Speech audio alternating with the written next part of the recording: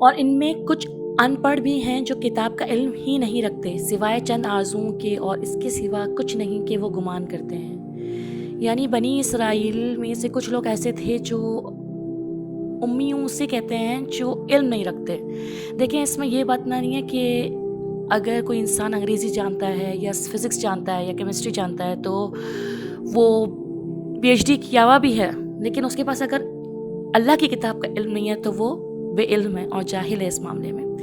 تو کچھ لوگ جو ہیں، آج کل بھی کافی لوگ جو ہیں صرف ایک علماء کے پیچھے جائے جا رہے ہیں اور ان کو قرآن کا علم نہیں ہے۔ تو اس ٹائم پہ جو بنی اسرائیل کی بات کی جا رہی ہے تو ان میں سے کچھ امی ہیں جو صرف امانیہ، یعنی وہ اپنی صرف جو ان کی خواہشات ہیں، جو ان کی ایک